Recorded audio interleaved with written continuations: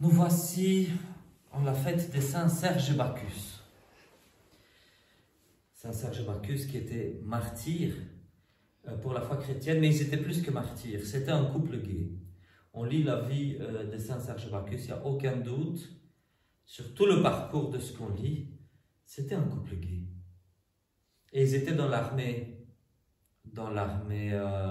romaine, et ils voulaient se faire baptiser. Et pour se faire baptiser, ils auraient dû laisser tomber l'armée. Parce qu'à cette époque-là, on considérait que travailler dans l'armée était incompatible avec la foi chrétienne. Je ne vais pas entrer dans les détails pour dire est-ce que c'est bon, est-ce que c'est pas bon, ça appartient à notre débat. Mais il se fait qu'ils étaient en ce qu'on pourrait appeler aujourd'hui le pré-catéchuménat. Ce couple gay, ces deux hommes qui travaillent dans l'armée, avaient la foi chrétienne et voulaient devenir chrétiens. Et ce qu'ils suivaient par la suite, c'était juste de laisser tomber l'armée. Mais au moment où ils veulent laisser tomber l'armée, on leur pose la question pourquoi ils laissent tomber leur boulot, et quand ils déclarent que c'est pour se faire baptiser, c'est là qu'ils sont persécutés pour la foi chrétienne. Et ils sont tués tous les deux.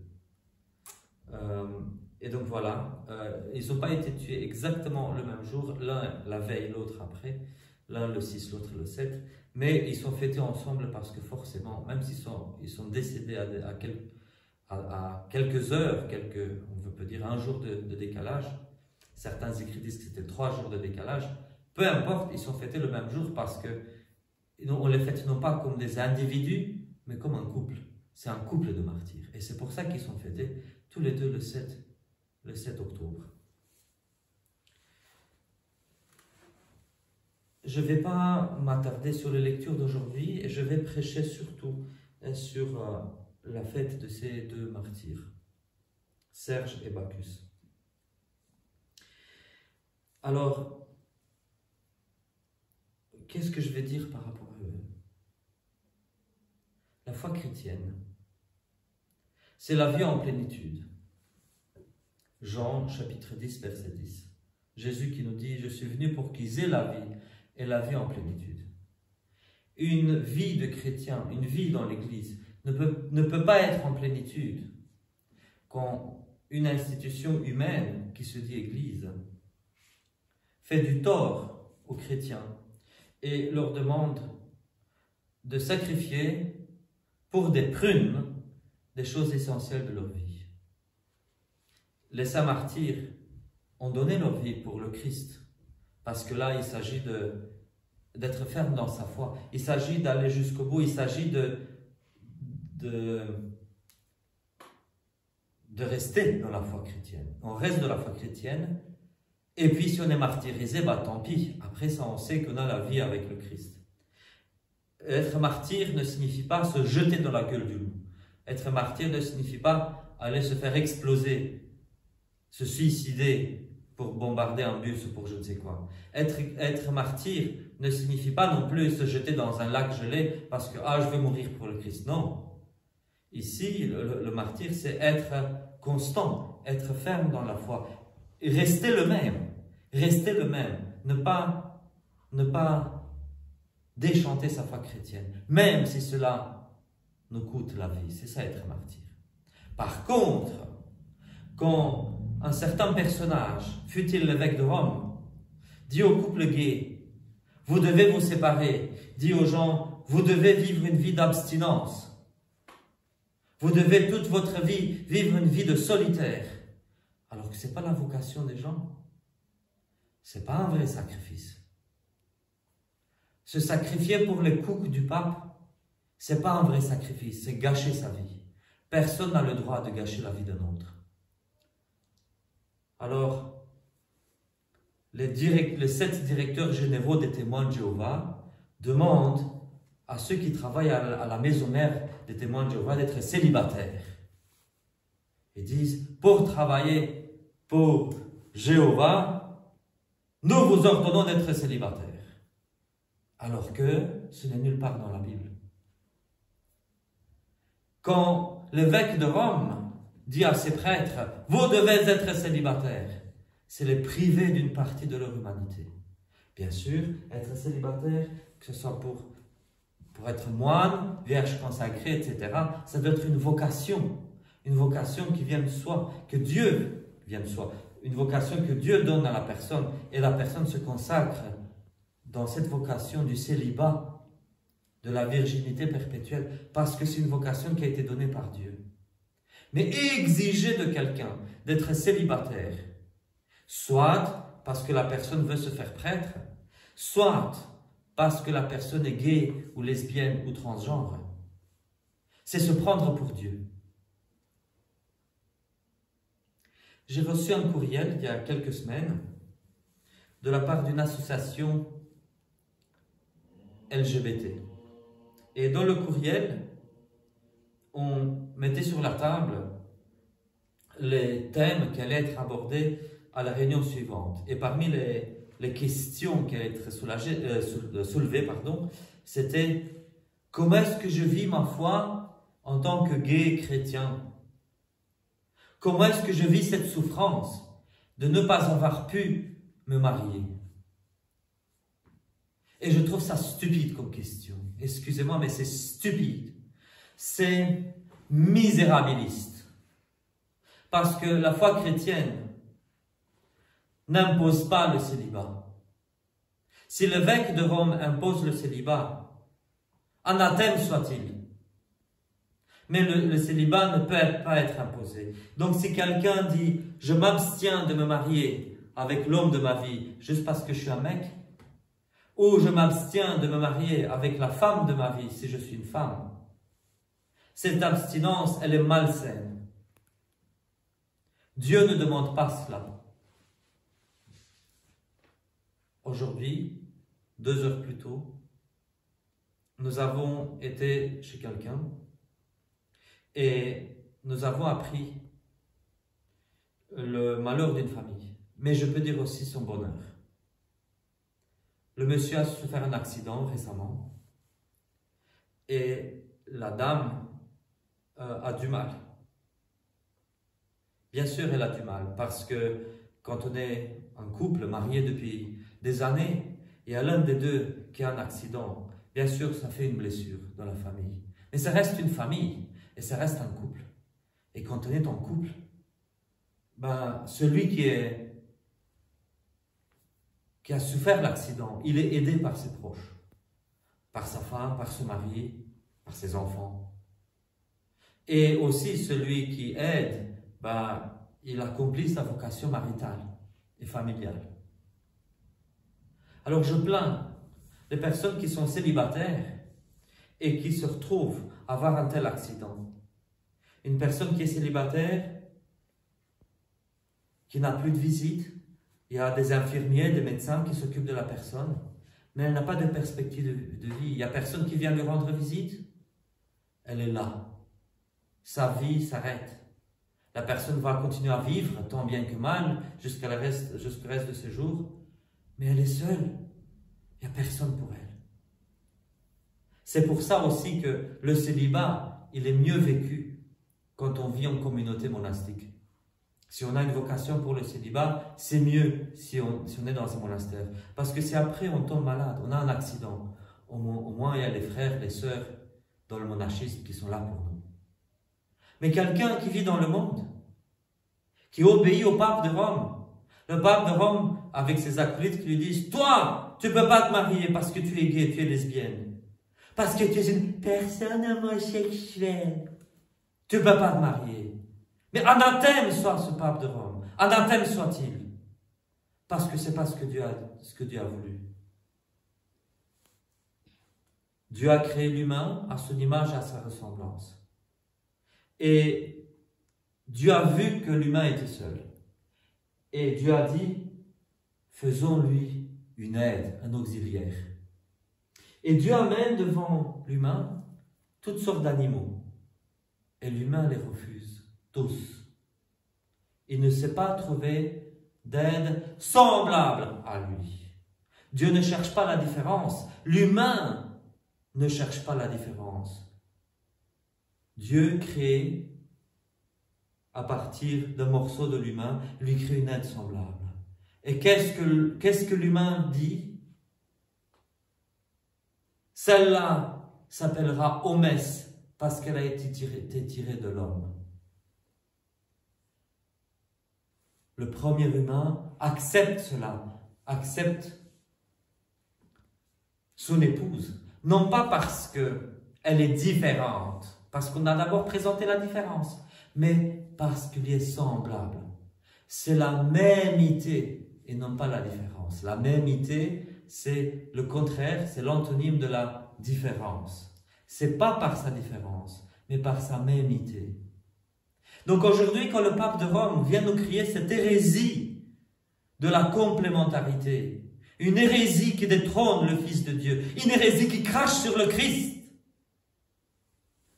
parce que s'il y a une complémentarité, s'il y a les mecs d'un côté et les nanas de l'autre côté, alors du coup on enferme Jésus-Christ dans une catégorie et on dit que c'est un demi-humain.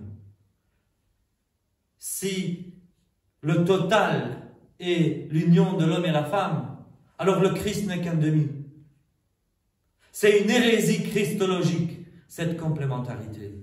Anathème soit-il, même s'il est pape de Rome, s'il dit une connerie pareille.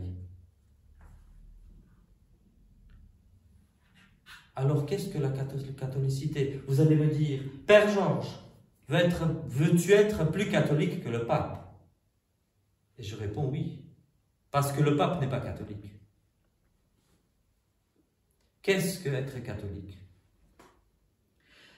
Si on lit les Saintes Écritures et les pères apostoliques, vous savez ce que sont les pères apostoliques? C'est quoi les pères apostoliques? Les pères apostoliques, vous savez que les apôtres ont laissé des évêques, ont sacré des évêques, ils ont fondé des églises locales.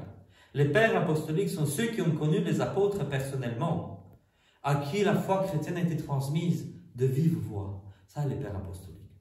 Il y a certains écrits des pères apostoliques qui se trouvent dans la Bible. Par exemple, l'épître aux Hébreux a été écrite non pas par un apôtre, vous savez par qui ça a été écrit? Par Saint Clément de Rome. Saint Clément, donc il y a d'abord eu à Rome Saint Paul, qui a sacré Saint Lin. Saint Lin a sacré Saint Clé, Lin, Clé, Clément, et puis Clément. Clément n'était qu'un gamin quand il a vu Saint Paul à Rome. Mais donc Saint Clément, gamin, a connu Saint Paul. Mais bien sûr qu'un gamin ne peut pas comprendre toute la foi chrétienne, mais ça lui a été transmise. Mais il a vu de ses yeux Saint Paul, et après, donc Saint Clément a appris de Clé, et Clé a appris de Lin. Donc c'est comme ça. Avant qu'il y ait tout le Nouveau Testament complet, on lisait à l'Église l'Ancien Testament. Donc voilà, Saint Clément a écrit l'épître aux Hébreux qui se trouve dans notre Bible. Il y a d'autres pères apostoliques, comme Saint Ignace d'Antioche, qui était contemporain aux apôtres, et il est même décédé avant Saint Jean, Saint Ignace, et Saint Ignace qui nous a laissé ses épîtres. Et encore aujourd'hui, quand je regarde des hérétiques comme les témoins de Jéhovah et autres, les soi-disant unitariens, ils croient savoir mieux que tout le monde. Ils disent « Ah, mais nous interprétons la Bible. » Oui, mais regardez ce qu'a écrit Saint Ignace d'Antioche, qui était contemporain aux apôtres. Il a même laissé ses épîtres. Lui, il est juste à l'opposé de ce que vous êtes. Vous croyez-vous plus intelligent que quelqu'un qui a connu les apôtres en personne? Voilà, leur orgueil. Mais je m'éloigne de notre sujet. Quand nous lisons les pères apostoliques, c'est quoi la foi catholique? Ah ben, la foi catholique, en fait, on parle plutôt de la foi orthodoxe. La foi est orthodoxe et l'Église est catholique. C'est quoi l'Église catholique? Chaque Église locale qui garde, qui conserve, qui pratique l'essentiel, tous les éléments essentiels de la foi chrétienne, chaque Église locale est catholique. Parce que catholique signifie à partir de l'entièreté. Et le mot catholique se trouve embryonnairement dans le livre des Actes des Apôtres, et l'Église à partir de l'entier. Ça veut dire que, par exemple, je donne souvent l'exemple du gâteau. J'ai un gâteau, je coupe un morceau de gâteau. Et dans le morceau de gâteau, j'ai toutes les couches. Il ne faut pas que je mange tout le gâteau. Je dis, ah, j'ai mangé tout le gâteau. Non, il me suffit un morceau du gâteau, et j'ai tout le gâteau. J'ai toutes les couches du gâteau. C'est ça la catholicité. Dans chaque église locale qui a à sa tête un évêque, il y a l'église catholique. L'église catholique est chaque église locale. Nous avons dans les cieux l'église, la Jérusalem céleste, l'église eschatologique. Nous lisons dans le livre de l'Apocalypse l'église eschatologique. Les 24 prêtres qui se tiennent devant le trône de Dieu. Et cette église eschatologique où le Christ est réellement au milieu, elle s'incarne, pour ainsi dire, elle s'incarne dans chaque église locale. Dans chaque église locale, il y a l'évêque. C'est l'évêque qui est successeur de Pierre. Ce n'est pas le pape de Rome. Il peut l'être, mais en même titre que les autres évêques du monde. L'évêque de Rome n'est pas plus que Monseigneur Brian, n'est pas plus que Monseigneur Laurent, n'est pas plus que Monseigneur Geoffrey. Monseigneur Geoffrey, notre évêque, est tout aussi successeur de Pierre que les Monseigneur Laurent au sud de la France ou que Monseigneur Brian aux Pays-Bas. Chaque évêque dans son diocèse, chaque diocèse est l'église locale. C'est ça l'église catholique. L'évêque. Donc qu'est-ce qu'il y a dans l'église catholique? Dans l'église catholique, nous avons l'Eucharistie. Nous allons célébrer l'Eucharistie. Moi, comme prêtre, je célèbre l'Eucharistie au nom de notre évêque. Donc l'autel de Saint-Servais est un prolongement de l'autel de l'évêque qui est à Trasny. Donc l'évêque qui a ses prêtres et ses diacres. Nous avons dans notre diocèse 2 diacres. Il y a aussi les ordres charismatiques. Mais il n'y a pas que ça. Quand il y a l'évêque, le prêtre, le diacre, on peut célébrer l'Eucharistie. Donc on célèbre l'Eucharistie, c'est là, pendant l'Eucharistie, que s'incarne l'église eschatologique, ici dans notre église locale. Donc c'est ça l'église catholique. Et donc, quand nous avons l'Eucharistie, nous avons les 6 autres sacrements qui gravitent autour de l'Eucharistie. Dans le blason de notre diocèse, nous avons mis un calice au milieu et 6 croix autour du calice. Parce que les autres sacrements gravitent autour de l'Eucharistie. Et c'est quoi les autres sacrements, à part l'Eucharistie? Qui sait me dire quelques autres sacrements? Qu'est-ce qu'il y a comme autre sacrement? Le baptême. Le baptême, qui sait me dire un autre sacrement? Avec le baptême, qu'est-ce qu'on reçoit comme autre sacrement? L'imposition des mains. Oui, l'imposition des mains pour quoi faire? Pour le sacrement de la confirmation. Baptême et confirmation, il faut pas scinder ces sacrements-là parce qu'ils appartiennent ensemble. Baptême, confirmation. Il faut savoir que les 3 premiers sacrements, baptême, confirmation, première communion, doivent être donnés ensemble. C'est déjà les premiers. Donc on a déjà l'Eucharistie au milieu, on a baptême, confirmation. Qu'est-ce qu'il y a comme autre sacrement? Oui, la confession avec l'absolution. La confession, ok, ce qu'on appelle la pénitence aussi, ok, qu'est-ce qu'il y a d'autre? On vient de parler de malades. Le sacrement des malades, ok. Qu'est-ce qu'on a d'autre? Et le mariage? Le mariage, parfait. On parle de Saint-Serge Bacchus, le mariage. Et il en reste un. L'Eucharistie. On a parlé, c'est le centre. L'ordination. L'ordination. Oui. Le sacerdoce. Parce que sans ordination, il n'y a pas d'Eucharistie. Nous, en tant que catholiques, nous croyons que pour avoir une Eucharistie valide, il faut avoir les ordres valides. Il faut avoir un évêque ou un prêtre qui célèbre en communion avec son évêque. Si par exemple, une petite grand-mère pieuse dit « Moi, je vais célébrer l'Eucharistie dans mon salon », elle prend du pain et du vin, ce n'est pas l'Eucharistie, parce qu'elle n'a pas été ordonnée et que personne ne peut s'arroger cette ordination s'il n'a pas été appelé comme Aaron.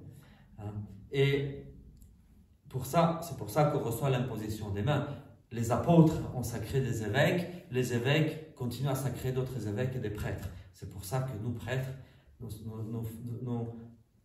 partageons le sacerdoce de l'évêque. Et l'évêque partage le sacerdoce du Christ.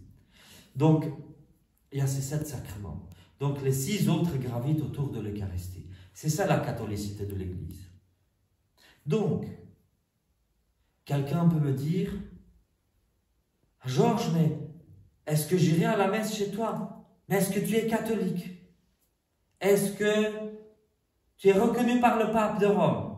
Et moi, je vais répondre, mais je m'en fous du pape de Rome, parce que je n'ai pas à chercher l'approbation, que ce soit, je ne sais pas moi, l'évêque de Utsiplou ou l'évêque de, je ne sais pas moi, des îles Svalbard ou, je ne sais pas moi, je m'en fous de quel évêque, parce que je n'appartiens pas à ces évêques-là, j'appartiens à mon évêque, à Monseigneur Geoffrey, donc c'est lui mon évêque. Et c'est ça qui est important.